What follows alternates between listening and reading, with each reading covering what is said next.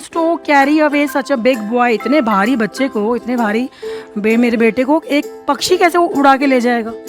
How how मतलब कैसे, stock मतलब सारस पक्षी, कैरी अवे मतलब ले जाना, सच मतलब ऐसे, बिग बॉय इतने बड़े बच्चे को कैसे वो दूर ले जाएगा, स्टोक पक्षी वो भी।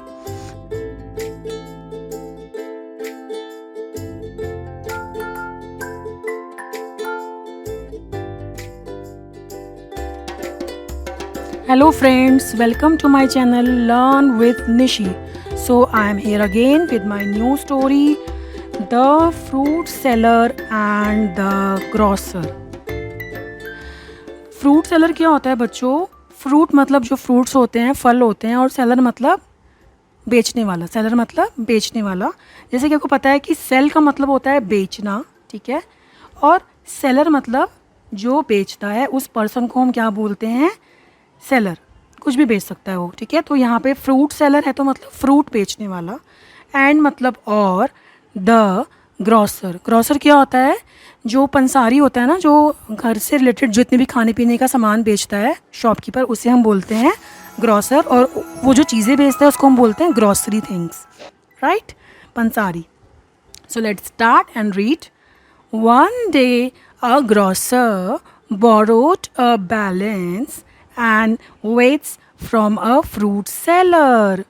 वन डे मतलब, वन मतलब एक, डे मतलब दिन, एक दिन एक पंसारी, एक ग्रॉसर मतलब पंसारी ने बोरो किया। बोरो क्या होता है? उधार लेना, तो कोई भी चीज़, कुछ भी किसी और पर्सन से थोड़े दिनों के लिए मांगना या उधार लेना, उसको हम बोलते हैं बोरो करना, राइट।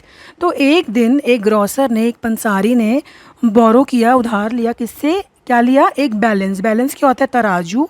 एंड वेट्स, वेट्स मतलब जो बट्टे होते हैं ना, जिससे हम तोलते हैं 50 ग्राम का, 100 ग्राम का, 500 ग्राम का, है ना, आपने देखे होंगे, सब्जी वाले के पास होते हैं, जिसे हम वेट्स बोलते हैं इंग्लिश में। From a fruit seller. तो एक बार वन डे अ ग्रॉसर, एक पंसारी ने उधार लिया एक बैलेंस, तराजू और वेट्स और बट्टे। किससे? फ्रॉम अ फ्रूट सेलर, एक फ्रूट बेचने वाले से लिया। After a few days, after मतलब बाद में, फ्यू मतलब थोड़े से, डेज मतलब दिन, थोड़े ही दिनों के बाद, फ्यू मतलब थोड़े, डेज मतलब दिन, तो थोड़े ही दिनों के बाद द फ्रूट सेलर, अब ऑफकोर्स उसने वो चीज़ बोरो करी है, परचेज थोड़ा करी है ना, तो उसने दिया नहीं होगा, इसने ग्रॉसरी वाले ने, तो फ्रूट सेलर ने मांगा उससे कि मेरा जो बैलेंस है और जो वेट्स हैं वो मुझे वापस करो, मुझे चाहिए, क्योंकि फ्रूट सेलर को भी चाहिए होता है बैलेंस, तराजू। So after a few days मतलब कुछ ही दिनों के बाद, फ्रूट सेलर ने, आस्क होता है पूछना, द ग्रॉसर, ग्रॉसर मीन्स पंसारी, तो उसने कुछ ही दिनों के बाद फ्रूट सेलर ने पूछा ग्रॉसर से टू रिटर्न, रिटर्न मतलब वापस कर दो, वापस करना, हिज बैलेंस, उसका बैलेंस, जो उसका तराजू है और जो उसके वेट्स हैं, टू हिम, तो उसने वापस मांगे।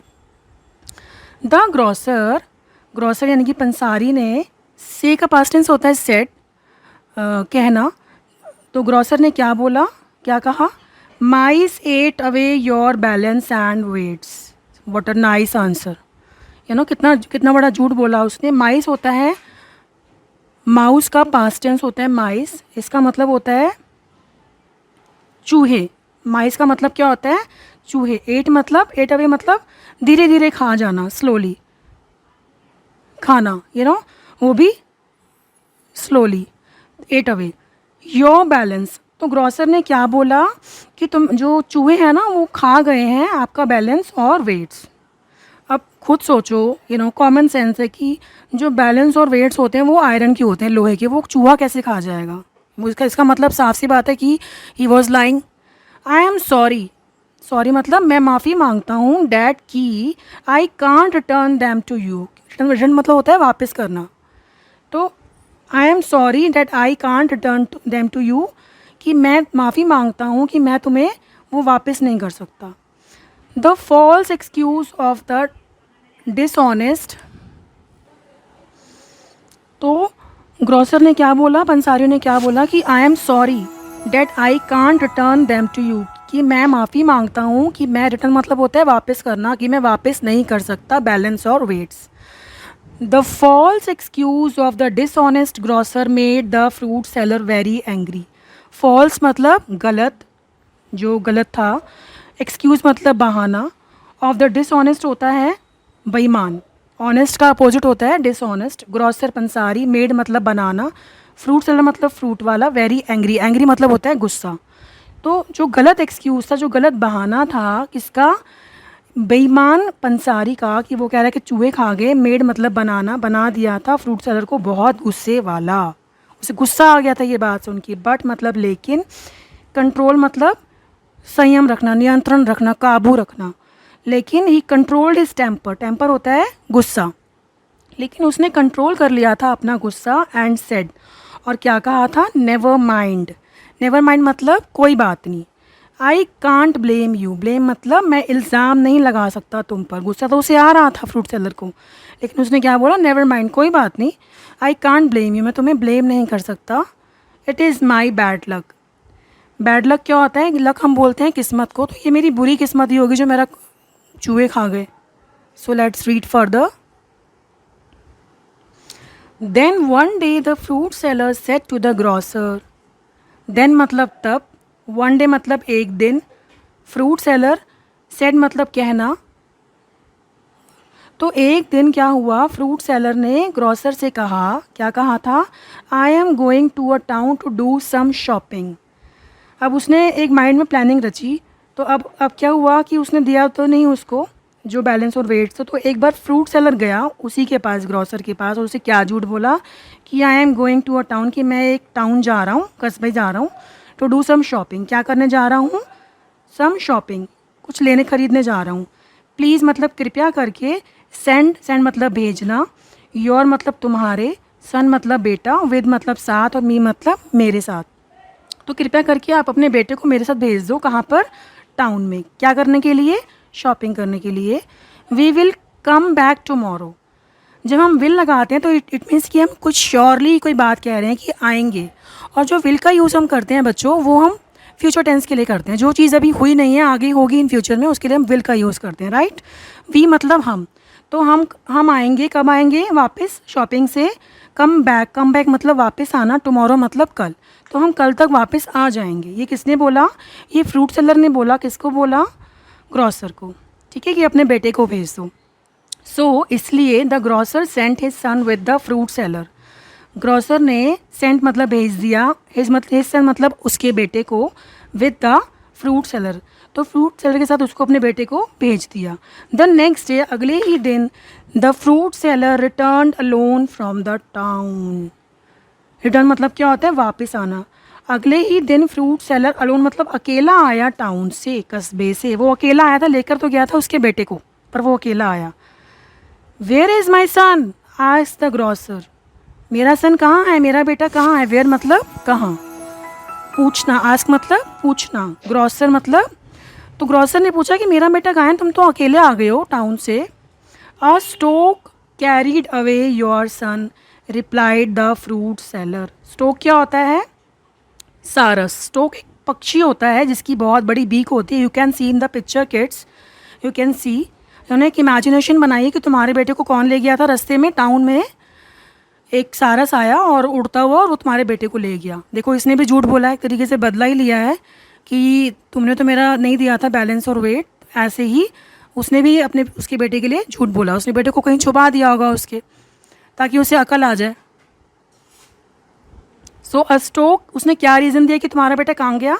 अ स्टोक कैरीड अवे योर सन.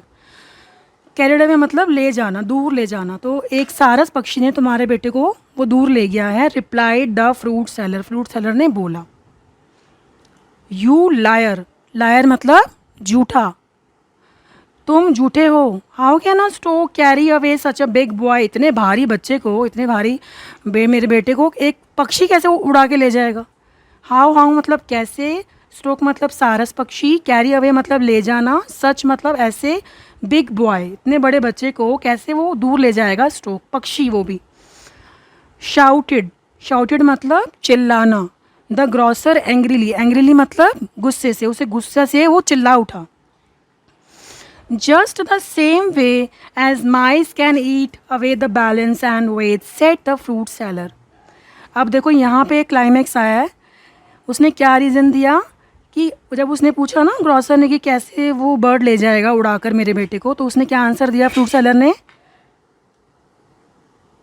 कि ऐसे ही ले गया तुम्हारे बेटे को, जस्ट द सेम वे, ऐसे ही ले गया जैसे माइस, जैसे कि चूहे कैन ईट अवे, जैसे कि चूहे खा गए थे ना बैलेंस और weights, said the fruit seller, कि जैसे तुमने झूठ बोला था ना कि माउस खा गए हैं उसको जो बैलेंस है और जो वेट्स हैं, ऐसे ही तुम्हारे बेटे को वो पक्षी ना ले गया उड़ाकर। जस्ट द सेम वे, उसी सेम तरीके से जैसे कि माइस ईट अवे खा गए थे बैलेंस और weights, said the fruit seller. ये देखो ये होता है बच्चों बैलेंस, आपने देखा होगा बहुत सारी शॉप्स में, ये फ्रूट्स वालों के पास भी होता है और ये ग्रॉसरी के वाले के पास भी होता है। ये इसको बोलते हैं बैलेंस, और जो ये बट्टे हैं ना इसको हम बोलते हैं weights, right. So the grocer understood the point. अब ग्रॉसर को, अब उस पंसारी को अंडरस्टूड मतलब समझ में आना, पॉइंट मतलब जो वो बात कहना चाह रहा था कि तुमने मेरे बैलेंस और वेट लिया है तो मैंने तुम्हारे बेटे को छुपा लिया, ये कहकर कि उसको पक्षी ले गया। तो ग्रॉसर अंडरस्टूड मतलब ग्रॉसर समझ गया था, अंडरस्टूड मतलब समझना, उसके पॉइंट को ही रिटर्न, इसका मतलब क्या होता है वापस आना। ही रिटर्न द बैलेंस, उसने वापस कर दिए थे बैलेंस और वेट्स, किसको वापस कर दिए थे जो उसने छुपा रखे थे फ्रूट सेलर को। And requested him with tearful eyes, request मतलब प्रार्थना करना, विद मतलब साथ, टीयरफुल मतलब टीयर होता है आंसू, और टीयरफुल मतलब आंसुओं से भरी हुई आँखों से उसने उसको रिक्वेस्ट करी कि, और उसको वो बैलेंस और वेट्स दे दिया। उसने क्या रिक्वेस्ट करी कि I did a great wrong to you, great मतलब बहुत बड़ा, रॉन्ग मतलब गलत, मैंने तुम्हारे साथ बहुत गलत किया है। Please forgive me for my fault and return my son to me. Please मतलब कृपया करके, फॉरगिव मतलब माफ़ करना, मी मतलब मुझे, फॉर मतलब लिए, माई मतलब मेरा, फॉल्ट मतलब दोष या गलती, एंड रिटर्न मतलब वापस करना, माई मतलब मेरा, सन मतलब बेटा, और मी अगेन हम एक जने के लिए अपने लिए लगाते हैं, राइट। तो लेट्स रीड अगेन कि प्लीज़ फॉरगिव मी, कृपया करके मुझे माफ़ कर दो जो मैंने गलत किया तुम्हारे साथ, वेट और वो मुझे छुपा के बैलेंस, कृपया मुझे माफ़ कर दो, फॉर माई फॉल्ट मेरी गलती के लिए, एंड रिटर्न और वापस कर दो मेरा बेटा मुझे। The fruit seller then send the son back to his father. तो फ्रूट सेलर ने देन मतलब होता है तब, सेंड मतलब भेजना, उसके बेटे को, बैक टू हिज फादर मतलब वापस उसके पापा के पास भेज दिया उसके बेटे को। सो बच्चों इस स्टोरी का मॉरल है, some people don't learn a lesson unless they are kicked hard. Some मतलब कुछ, पीपल मतलब लोग, डोंट मतलब करना, नहीं करना, लर्न मतलब सीखना, और लेसन मतलब कोई सीख। अनलेस मतलब जब तक, अनलेस का मतलब क्या होता है जब तक, दे मतलब वे, आर किक्ड हार्ड मतलब जब तक उन्हें बहुत ही हार्श वर्ड से ना समझाया जाए, उनको समझ नहीं आती। अगेन समझते हैं इसका मतलब कि कुछ लोग तब तक नहीं सीखते कुछ भी जब तक कि उनको किक्ड हार्ड मतलब जब तक कि उनको हार्श वर्ड से या स्ट्रिक्टली ना समझाया जाए। हिंदी में हम इसको ऐसे समझेंगे कि कुछ लोगों को प्यार से नहीं समझ में आता तो उनको हम थोड़ा सा हार्शली या कुछ अलग तरीके से स्ट्रिक्टली हम उसे समझाते तब उनको समझ में आता है। जैसे कि इस स्टोरी में जो ग्रॉसर था उसको एक लेसन उसके लिए प्लान करना पड़ा, फ्रूट सेलर ने प्लान किया तो उसको समझ में आया। ठीक है, जो डिसऑनेस्ट पीपल होते हैं मोस्टली उनके लिए ये चैप्टर है, जो बेईमान होते हैं, जो दूसरों का हक रखते हैं, राइट। तो बच्चों आज की टीचिंग गाइडलाइन ये है कि आप रेगुलर के 5 सेंटेंसेस जो है ना 4 या 5 सेंटेंसेस वो किसी भी स्टोरी में से ले लो, न्यूज़पेपर में से ले लो या किसी वीडियो में से ले लो, वेरी सिंपल, उसकी मीनिंग आप समझो और उसके अंदर जो डिफ़िकल्ट वर्ड्स है उसको आप नोट डाउन करो। सो within the time, within 1 month you will feel that you are speaking English in a very fluent manner. Okay? So hope so आपको आज की स्टोरी समझ में आई होगी। अगर आपको कुछ भी समझ में ऐसा लगता है कि नहीं आया तो प्लीज़ आप कमेंट सेक्शन में अपनी प्रॉब्लम लिखिए, so I will definitely answer you. So तब तक के लिए bye bye, I will come in my next video. Goodbye बच्चों, टेक केयर, गुड लक।